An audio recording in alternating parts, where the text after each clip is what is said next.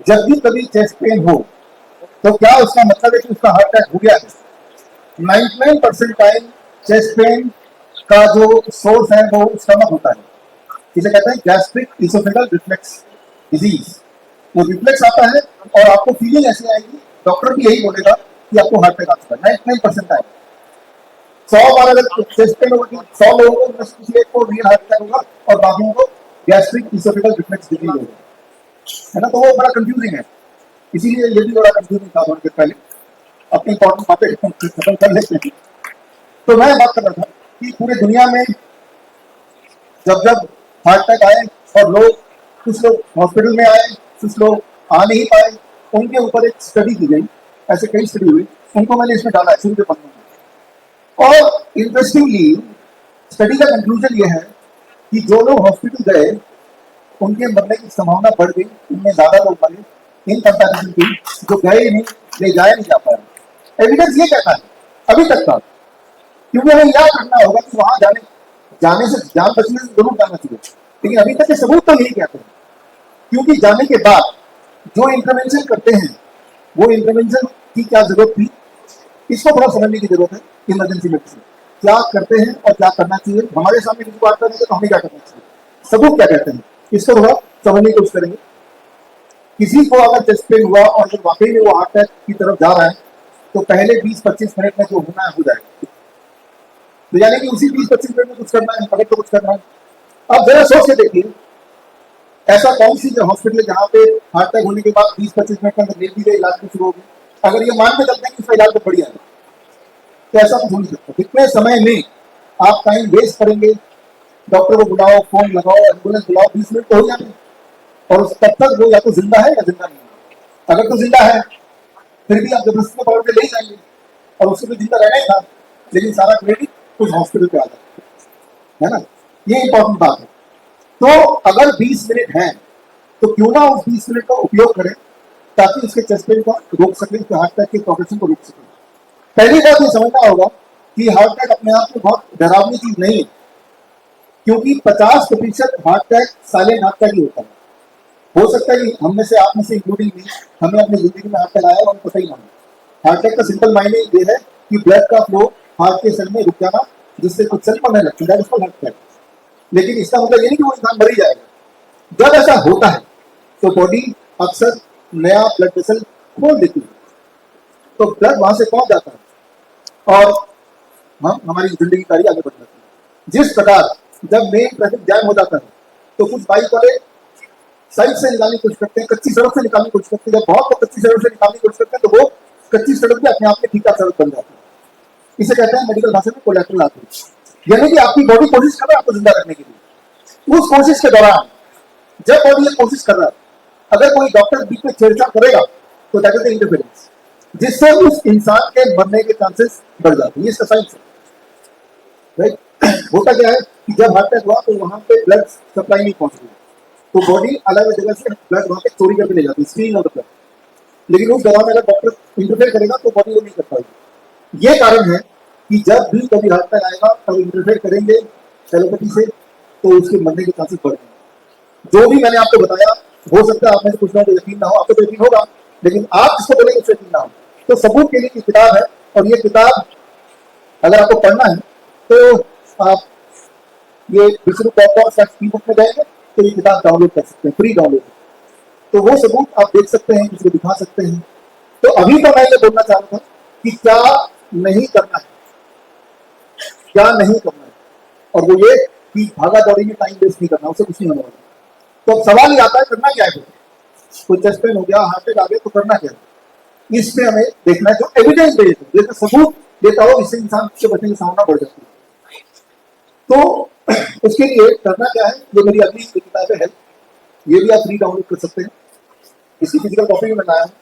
हम क्या करते हैं अपने हॉस्पिटल में, जब भी कभी किसी को चेस्ट पेन होता है, हार्ट अटैक के सिम्टम आते हैं, तो सबसे आसान स्टेप बाय स्टेप, वो सड़क पे भी हो सकता है, यहाँ पे भी हो सकता है, कहीं भी हो सकता है, तो कोई उसका कोई सामान होगा नहीं होगा कुछ नहीं पता। जब भी कभी हार्ट अटैक या चेस्ट पेन किसी को हो तो याद रखिए, ये है हमारा प्राइमरी हार्ट और ये है हमारा ताप मसल पिंडली जिसे बोलते हैं सेकंड हार्ट। क्योंकि जब हम हिलते मिलते हैं तो ब्लड का जो पुश है प्राइमरी हार्ट तो कर ही रहा है, ये हार्ट भी कर रहा है, दोनों मिलकर काम कर रहे हैं, तो इसे सेकंड हार्ट बोलते हैं। ये दोनों हार्ट को अगर पास पास ले आए तो चेस्ट पेन में रिलीफ मिलना शुरू होता है। Second heart and first heart closure ले आओ, कैसे लेके आएंगे? बड़ा सिंपल है, उस इंसान को नीचे बिठा देना, अगर वो होश में आते, जैसे मैं नीचे बैठ गया हूं, और दोनों अगर आप देख पा रहे थोड़ा सा खड़े होकर देख सकते हैं, और दोनों पैरों को जोड़ दिया, ये पोस्चर है दोनों हाथों से, ये अगर सेकेंडरी हार्ट है, ये प्राइमरी हार्ट है। When it is very near तो पेन विल रिड्यूस। तो जैसे ही आपने किसी को पाया तो स्टे प्लेस द पोस्चर, नीचे बैठ के, चेयर पे नहीं, क्योंकि कई बार तो बेहोश भी हो जाते हैं, ऊपर कहीं बिठा दे बेहोश भी नीचे गिर सकता है, नीचे ही बैठा है और पीछे सपोर्ट है तो गिरेगा नहीं, गिरेगा तो कुछ होगा नहीं। तो that is the first step, पहली बात है। स्टेप 2, अदरक अगर है तो चबाना है, अगर वो होश में है, अदरक चबाएंगे तो आंसू आएंगे, आंसू जैसे जैसे आते जाएंगे पेन कम होता जाएगा। तो ये तो दो स्टेप है, तो बड़ा आसान है।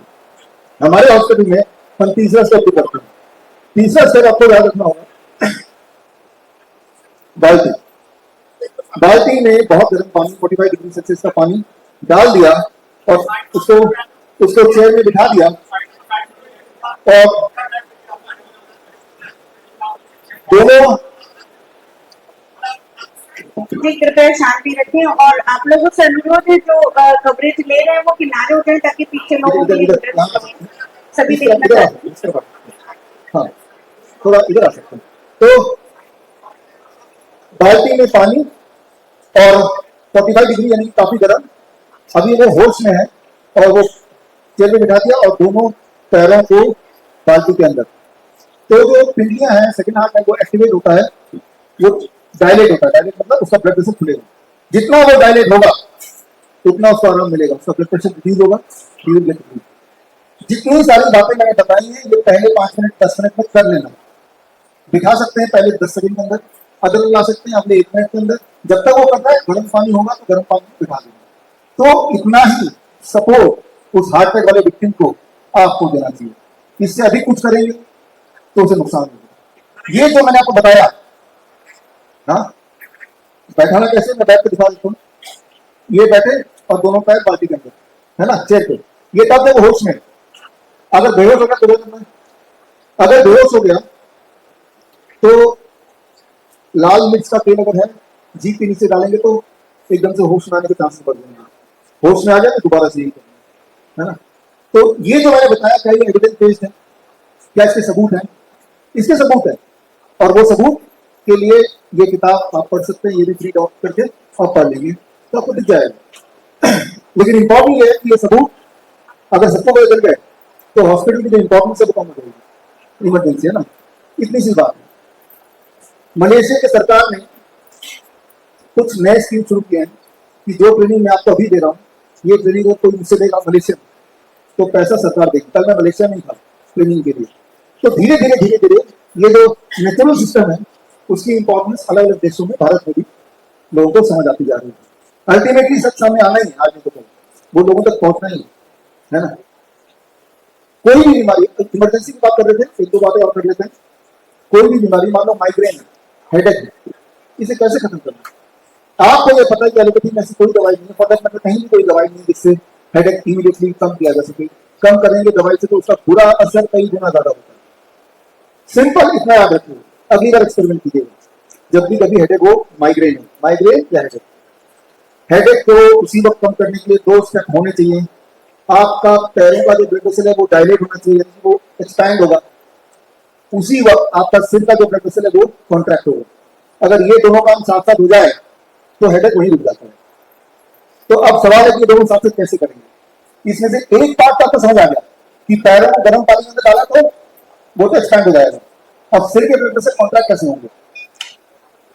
हम अपने हेडेक के पेशेंट को क्या करते हैं, माइग्रेन के पेशेंट को, वही जो मैंने आपको थोड़ी देर पहले बताया, हार्ट अटैक के लिए वही कराते हैं। पानी का टेम्परेचर 42 डिग्री सेल्सियस रखते हैं, यहाँ पे इतना गर्म नहीं रखते, और सिर के ऊपर एक टॉवल ले लिया, उसको ठंडे पानी में डाल के निचोड़ के सिर को लगाते, ऊपर ठंडा नीचे गर्म, नीचे ब्लड वेसल डायलेट, ऊपर ब्लड वेसल कंस्ट्रिक्ट। जब ये दोनों एक साथ हो गए, हेडेक खत्म, माइग्रेन खत्म।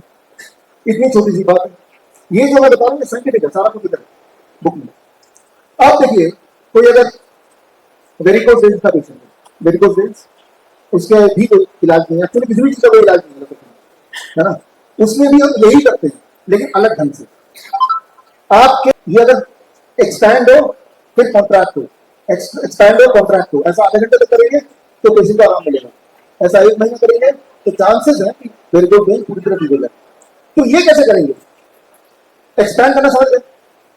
आपने 4 मिनट के लिए इस बाल्टी में रखा गर्म पानी, एक और बाल्टी ले लिया, उसमें 12 डिग्री टेम्परेचर का पानी यानी कि बर्फ वाला पानी, 4 मिनट इसमें पैर, 1 मिनट ठंडे वाले में पैर।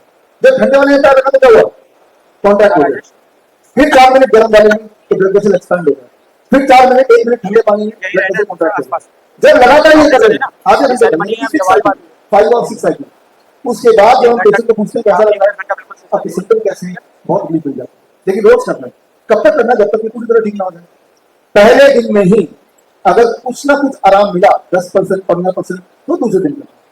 पहले दिन आराम नहीं मिल रहा तो दूसरे दिन भी नहीं मिलेगा, लेकिन मोस्ट लाइकली पहले दिन ही आराम मिलेगा। तो आप ये देख रहे हैं चाहे हार्ट अटैक हो या हेडेक हो या वेरिकोज वेन्स हो, बस इस बाल्टी की जरूरत है ना, जितने जितने में भर जाए पूरा, है ना, पैर जितना डूब जाए इतना बड़ा बाल्टी, है ना। ये आपके दिमाग में सवाल होंगे, मैं जानता हूँ, इसीलिए किताब है कि थोड़ा बहुत आपको समझा दिया फिर किताब। आप देखिए दुनिया में किसी भी तरह की दवाई अगर आपको बनाना है, कोई भी दवाई, बीपी की दवाई बनाना चाहते हैं, शुगर की दवाई बनाना चाहते हैं, आर्थराइटिस की दवाई बनाना चाहते हैं, तो बस यही देखिए, ये आप समझ रहे हो क्या है, नीम का पत्ता, नीम का छाल, इनसे दुनिया की हर दवा बन सकती है, कैंसर की, हार्ट की, हर दवा बन ही नहीं सकती। जब इनसे दवाई बनाई और उसको जब कंपेयर किया बाकी और एग्जिस्टिंग दवाइयों से, जैसे डायबिटीज के लिए क्या करना है, वेरी सिंपल, ये सूखा हुआ है ना, इसको लिया मिक्सी में 2 मिनट चलाया तो ये पाउडर बन जाएगा। जब ये पाउडर खिलाया पेशेंट को रैंडमाइज्ड कंट्रोल ट्रायल, तो शुगर की जो नॉर्मल मेडिसिन है मेटफॉर्मिन, उससे ज्यादा पावरफुल ये दिखा। नॉर्मल मेडिसिन तो जीवन भर लेना है, इसको 3 महीने लेना है। इसीलिए अंग्रेज नीम के पेड़ को द विलेज फार्मेसी बोलते थे, आपको ध्यान है ना। लेकिन ये जो छोटे छोटे नुस्खे हैं, तो एविडेंस बेस्ड है, मतलब इसके रिसर्च के लिए उसमें पाया गया, उन सारे एविडेंसेस को हमने कलेक्ट किए और कलेक्ट करके हमने एक किताब निकाली। किताब का नाम है green gold the Neem pharmacy, यानी कि दुनिया की हर दवा आप घर पे बना सकते हैं, जो सेफेस्ट है, फास्टेस्ट है, एविडेंस बेस्ड। आपके आसपास अगर कोई ऐसा बच्चा है जो ऑटिज्म का पेशेंट है, एडीएचडी का पेशेंट है, जानते हैं किसी को आप अपने आसपास, हर 100 में से एक बच्चा ऑटिज्म का पेशेंट मिलेगा आपको, हर 10 में से एक बच्चा एडीएचडी मिलेगा, ADHD attention deficit hyper activity disorder, मिलेगा ही मिलेगा। जबकि जब मेरे उम्र के लोग 50 साल की उम्र है, याद कीजिए तब ऑटिज्म का नाम भी नहीं सुना, एडीएचडी का मतलब नहीं था, लेकिन आजकल बच्चों को वैक्सीन लगा के मंद बुद्धि बना दिया गया। तो ऐसे बच्चे अगर हैं, क्या एलोपैथी में कोई इलाज है, उनसे तो कोई इलाज है ही नहीं, फिर दिमाग कैसे करें वो। तो ऐसे बच्चे जब हमारे पास आते हैं तब हम इसको कैसे ठीक करते हैं, ये आप करके देखिए। अगर आपके घर के आसपास आपको जानते कोई ऐसा बच्चा है, याद रखिए ये ब्रेन और सेकंड ब्रेन कौन सा है, ये दर्द, ये बात पता है, सेकंड ब्रेन। क्योंकि जितने सारे आपके फीलिंग्स हैं, भूख लगी, पेट भर गया, गुस्सा आ रहा है, अच्छा लग रहा है, नींद आ रही है, ये कहाँ से कंट्रोल होता है, यहाँ से द ब्रेन बोलते हैं ना, सेकंड ब्रेन। तो अगर हम सेकंड ब्रेन को ठीक कर पाते हैं तो उनका ये ब्रेन भी ठीक कर सकते हैं। तो हम क्या करते हैं अपने पेशेंट्स को, जो ऑटिज्म के बच्चे, एडीएचडी के बच्चे, उनके पेरेंट्स को बोलते हैं आप नीम खिलाना शुरू करें। कितना, हर 10 केजी में 1 ग्राम। 50 केजी का बच्चा होगा तो कितना ग्राम, 5 ग्राम। 5 ग्राम कितना होता है, 1 चम्मच। तो 1 कप गर्म पानी में 1 चम्मच पाउडर मिलाया नीम के पत्ते का, घोला, खाली पेट से। जब हमारे ऑटिज्म और एडीएचडी के पेरेंट्स ऐसा जब करते हैं 5 दिन 7 दिन, उन्हें यकीन ही नहीं होता कि उनके बच्चे के बिहेवियर में इतना बदलाव आ जाएगा। आई कॉन्टेक्ट ठीक होने लगता है उनका, वो सुनने लगते हैं, रेस्पॉन्सिव हो जाते हैं, वो अनयूजुअल जो बिहेवियर उनका कम होने लगता है, एक जगह टिक के बैठ पाते हैं। तो किया क्या हमने, नीम का पत्ता राइट। लकीली भाई ये ऐसा पेड़ है जो इंडिया में बिल्कुल फ्री है, आप सबके घर के आसपास हो रही है, राइट। और वो पत्ते लिए 4-5 दिन धूप में सुखाया, घर की मिक्सी में आपने पाउडर बना लिया, जैसे मैंने बनाया। ये नीम के पत्ते का पाउडर है, ये मैंने अपने लिए बनाया है, लेकिन ऐसे आप भी बना लीजिए। इसी से आप डायबिटीज की दवा बना लीजिए। डायबिटीज की दवा 3 बार लेनी पड़ेगी चम्मच, जो मैंने आपको बताया, तो ब्लड शुगर ठीक हो जाएगा, हमेशा ठीक हो जाएगा। ऑटिज्म की दवा बन गई इससे। तो बोलने का मतलब ये है कि बड़ी से बड़ी दिखने वाली बीमारी का आसान से आसान इलाज घर बैठे हो सकता है, और वही असली इलाज है। अगर आप हॉस्पिटल जाएंगे तो चक्कर चला के रहेंगे, कभी ठीक नहीं होने वाला, राइट। किडनी का देखिए, मेरे पास जो पेशेंट आते हैं करीब 50% पेशेंट तो किडनी वाले ही होते हैं। किडनी वाले पेशेंट का या आखिरी वो कर लेते हैं, किडनी काम नहीं कर रही तो पेशाब नहीं होगा, पेशाब नहीं होगा तो पानी बॉडी में जमेगा, पानी बॉडी में जमेगा तो ब्लड प्रेशर बढ़ जाएगा, सांसें फूलने लगेंगी, थकान होने लगेगी, उल्टी होने लगेगी, राइट। ये सारी चीज होती है किडनी में। तो हम क्या करते हैं, वही करते हैं अभी तक किया। ये हार्ट को ठीक करना तो सेकंड हार्ट, राइट। ये ब्रेन को ठीक करना तो सेकंड ब्रेन, ठीक है ना। अब बारी किसकी है, किडनी की। किडनी को ठीक करना है, दोनों किडनी ठीक नहीं है तो तीसरा किडनी कौन सा है, तो बता सकता है, स्किन, राइट। कुदरत ने स्किन को हमारा थर्ड किडनी माना है। आपका स्किन जो है वो तीसरा किडनी बोला जाता है, मेडिकल में यही बोला जाता है। एक बूंद पेशाब का लीजिए, एक बूंद पसीने का लीजिए, दोनों लैब में टेस्ट कराएंगे ना, दोनों को एक ही जैसा मिलेगा। दोनों में potassium, sodium, protein, sugar, creatinine, urea, uric acid एक जैसा मिलेगा। यानी कि आपका पसीना और आपका पेशाब सेम ही है। आपका स्किन जो है वो तीसरी किडनी है। आपका सवाल है दोनों किडनी फेल हो गए तो क्या करें, तीसरी किडनी का सहारा लो। कैसे सहारा लें, हम क्या करते हैं अपने हॉस्पिटल में कि हम पेशेंट को बात करनी है, अभी तक तो बाल्टी का कर रहे थे, लेकिन अब बाल्टी अब स्किन को यूज करना है, स्किन तो बाल्टी में आएगा नहीं, तो हम बड़ा बाथटब में 40 डिग्री टेम्परेचर वाले पानी में पेशेंट को बिठाते हैं, पानी यहाँ पर। जब गर्म पानी में 40 डिग्री टेम्परेचर में जब पेशेंट बैठता है और 2 घंटे बैठा रहता है, skin become the third kidney. उसका जो वाटर रिटेंशन कम होने लगता है, बीपी कम होने लगता है, उसका ब्लड प्रेशर वीकनेस कम होने लगता है, उसका यूरिन आउटपुट बढ़ने लगता है। और ऐसा जब हम करते हैं 1 महीने से 3 महीने तक अलॉन्ग विद DIP डाइट, तो पेशेंट ठीक होने लगता है। तो जो पेशेंट डायलिसिस में जा रहा था उसकी डायलिसिस छूटने लगती है, छूट जाती है, अक्सर छूट जाती है, राइट। तो वही मैं बता रहा था कि बड़ी से बड़ी दिखने वाली बीमारी का आसान से आसान इलाज घर बैठ के हो सकता है। डॉक्टर का चक्कर लगाएंगे, क्या बोलेंगे, डायलिसिस करना पड़ेगा, कब तक करना पड़ेगा, जब तक आप जिंदा है, ट्रांसप्लांट करना पड़ेगा, वही फेल हो जाएगा। जबकि असलियत क्या है, सिर्फ एक बात की जरूरत है और गर्म पानी की जरूरत है। हमारे हजारों पेशेंट्स हैं जो यही वाला जो मैं लेक्चर दे रहा हूँ, यदि लाइव चल रहा है, तो घर पे सुन के करके ठीक हो जाते हैं। फिर कभी इस तरह के लेक्चर में मिलता है तब आप बताते हैं कहानी कि हमने कभी सुना था, आपका देखा था, तो ठीक ही होगा, है ना। तो जरा सोच के देखिए, एक तरफ डायलिसिस लाखों रुपए खर्चा और दूसरी तरफ घर में इंसान ठीक होगा। और जो मैंने बताया वो मेरा बनाया नहीं है, ये पहले से ही है, मैंने सिर्फ उसको आसान करके आप तक पहुंचाया है। उनसे वो कलेक्ट करके कहाँ से कलेक्ट किया वो एविडेंस डाला है और डाल के आप तक पहुंचाया। जो मैंने भी आपके सवाल का जवाब दिया ये इस वाली किताब में है, हॉस्पिटल क्राफ्ट वाली, स्टेप बाय स्टेप।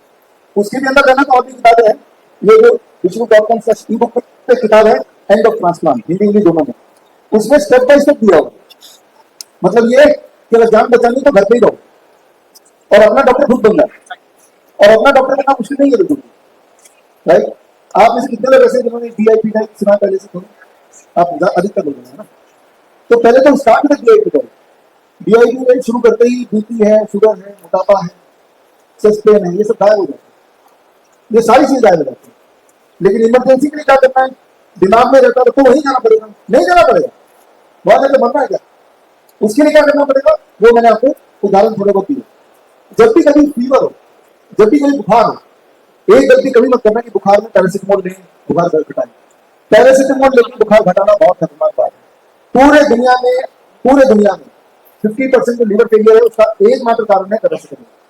यानी कि पैरासिटामोल लिया, acute kidney failure, acute liver failure, मतलब अभी तक लीवर ठीक था, अचानक फेल हो गया, अभी तक किडनी ठीक था, अचानक पेट फेल हो गया, रातों रात पेट में पानी भर गया, रातों रात पेशाब बंद हो गया। ये सारे साइड इफेक्ट है पैरासिटामोल के, जो कि हम टॉफी की तरह देते हैं, घर पे ही रखते हैं। तो लोग पूछेंगे फीवर में करें क्या, टेम्परेचर कैसे घटाएं? पैरासिटामोल से ज्यादा तेजी से सेफली टेम्परेचर घटाने का तरीका यही बाल्टी। इस बाल्टी में गर्म पानी डाल के दोनों पे अलग दीजिए, चेयर में रखिए, आधा घंटा टेम्परेचर डाउन हो जाएगा, ऊपर से वापस आएगा नहीं टेम्परेचर। यानी कि फीवर हमारे, फीवर में बॉडी को सपोर्ट करना है और फीवर देखे, है ना। तो लोगों को लगता है कि बहुत बड़ा हॉस्पिटल में बहुत सारी इंस्ट्रूमेंट मशीन तो आपके पास भी, हमारे पास भी है मशीन। अगर ये हार्ट पे ठीक कर सकता है ना, थैंक यू, अगर ये वेरिकोज वेन्स ठीक कर सकता है, अगर ये फीवर ठीक कर सकता है, तो हमारी तो बड़ी मशीन तो यही है ना। जरूरी की बड़ी है कि बहुत महंगा होना चाहिए, बहुत महंगा दिखना चाहिए, तभी वो बड़ा है। बड़ा वो होता है जो इफेक्टिव हो, ये बड़े का पैमाना है। तो ये इफेक्टिव मशीन है ना। तो अभी तो अपने